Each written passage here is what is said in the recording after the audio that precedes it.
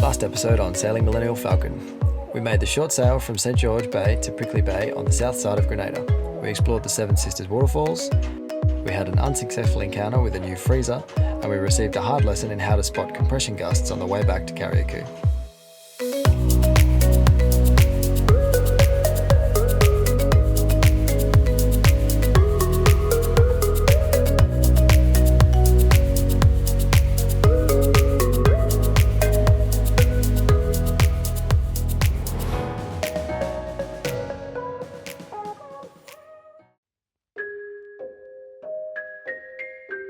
There once was a boat called Millie, whose owners were a little bit silly. They got stuck in a lock and gave her a knock, then sailed through the Caribbean willy-nilly.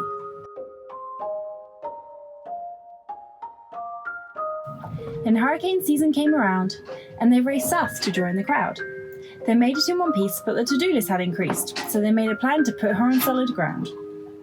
She was due some fixing and fairing, as well as a new cutlass bearing, a new lick of paint, and should be looking quite quaint. So here starts the beginning of her repairing. Wait. Let's start again. That was a day. We left Grenada at 8 a.m.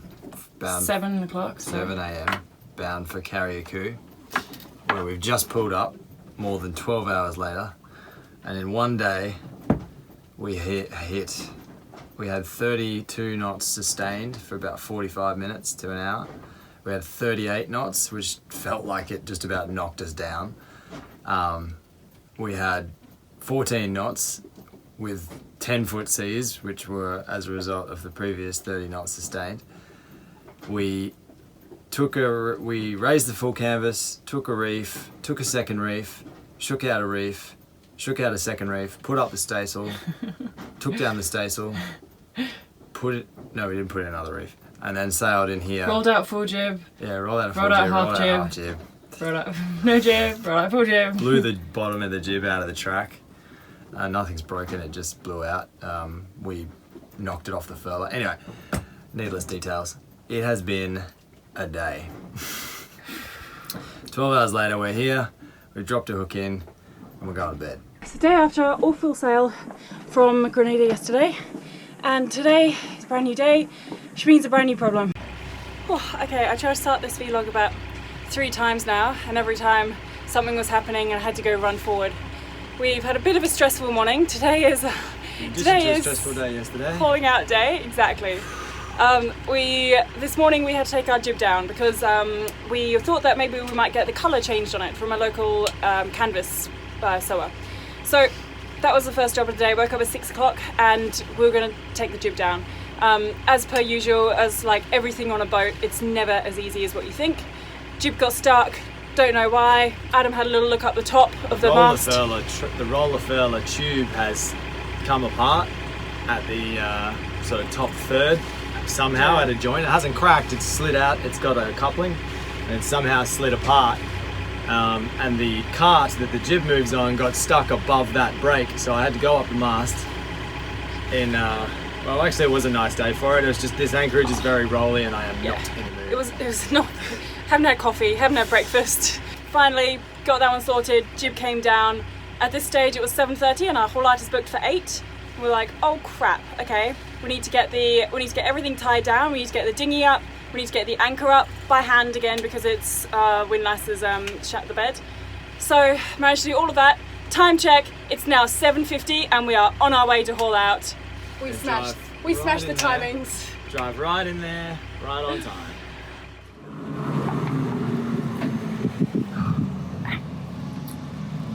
We got here. Sort of. Not out of the water yet, but we're most of the way out of the water. That was one of our more fun smooth things. Smooth.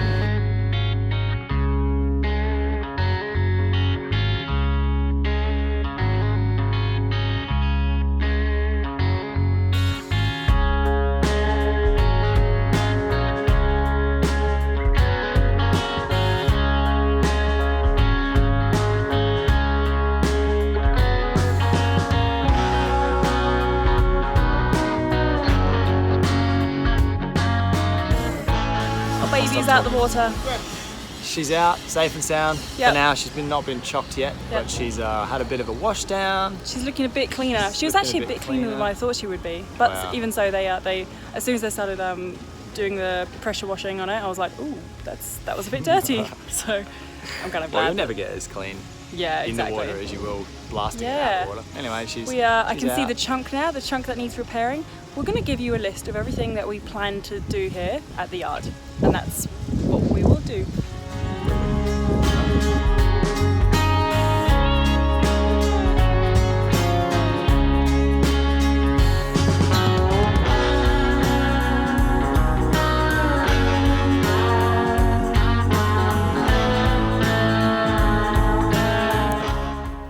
First 10 minutes on the hard. Adam is hard at work. It's been a very big morning, and it was a very big day yesterday. To be fair, it has currently started raining. And it's raining. Meanwhile, I'll start cleaning up and preparing us for life on the hard. Wake me when you're done.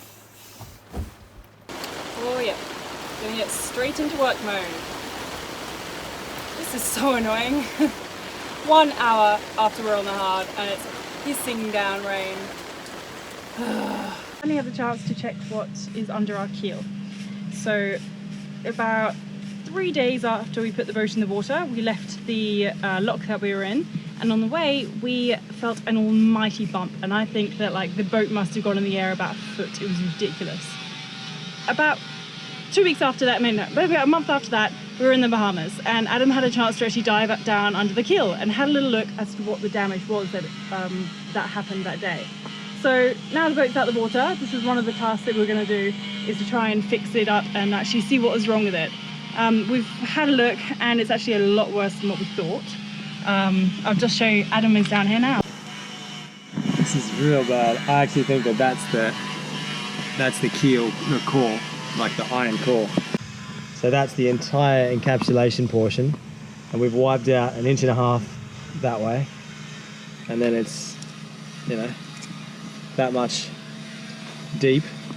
On the plus side, we were whinging about the heaviness of our boat. Now made it lighter. Yeah. We're actually just drying the jib out. There has been so much rain the last 2 days. Thoughts? I don't know.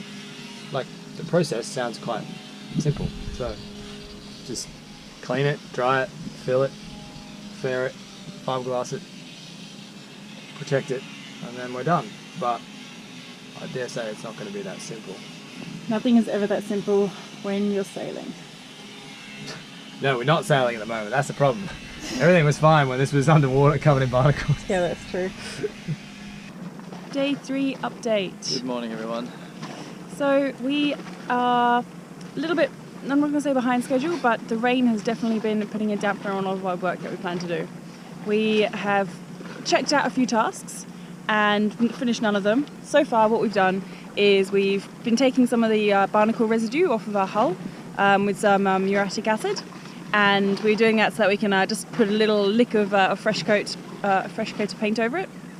We've then checked out the scrape on the bottom of the hull. The scrape being a massive chunk that's been taken out. Yep, that one. Little scrape. So yeah, we've checked that one out yesterday, and we just need to wait for that one to dry a little bit before we can actually do anything else on it. We've cleaned it enough. Oh, we do need to grind that down. So we need to go get a piece of grinding thing for that. Third thing is we've taken off the cutlass bearing. No, we've Handover. pulled the.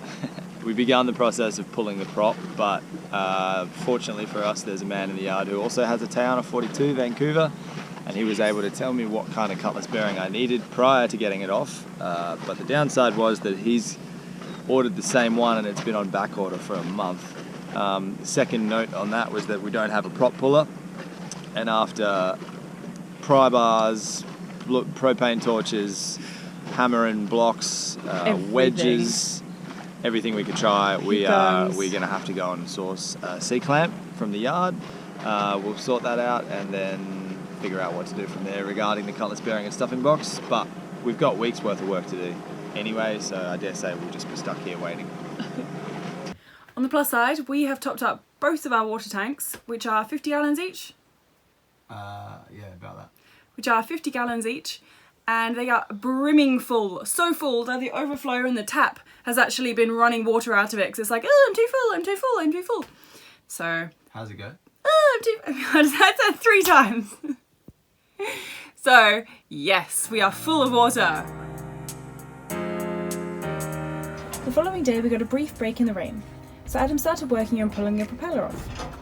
A neighbour lent us his propeller and Adam got the help of a fellow Tayana 42 owner who was coincidentally in the yard doing exactly the same job.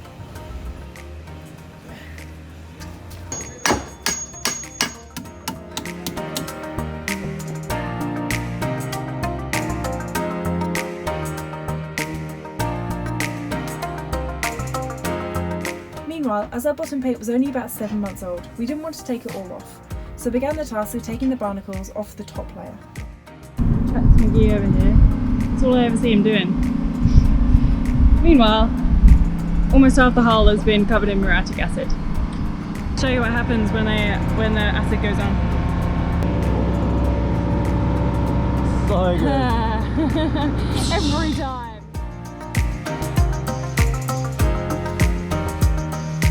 No more barnacles. Only, 80 square feet to go. Fun. After getting as much of the barnacles off that we could, we then started sanding the hull.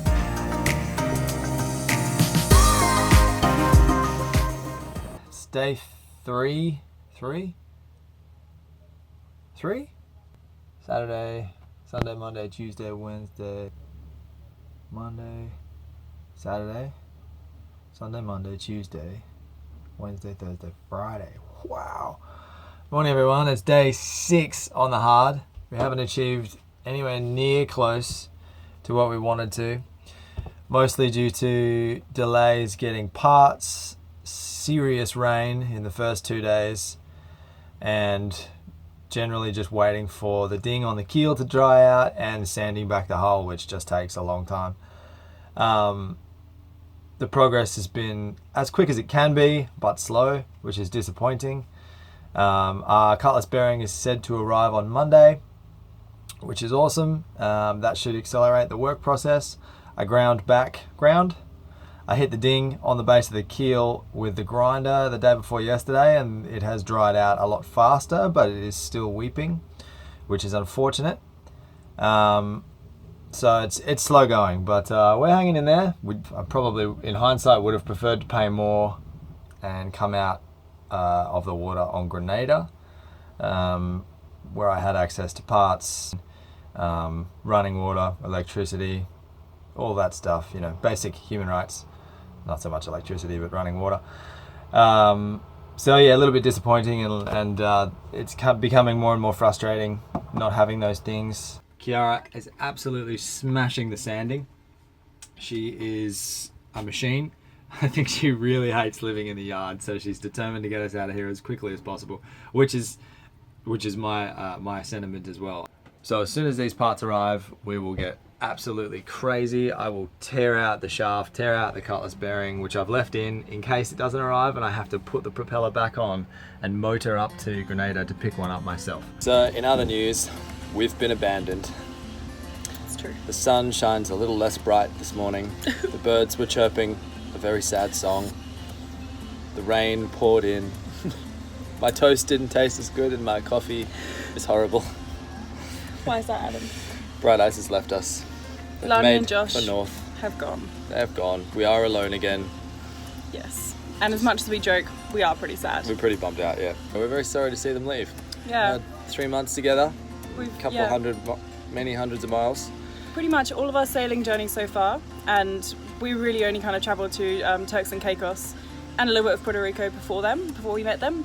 But we met them in Puerto Rico, and we've been travelling with them ever since. So in Puerto Rico, USVI, BVI, Sabre, and now in Grenada and Carriacou, we've been with them the whole time. It's just going to be such a change to actually now travel and sail without somebody right there next to you.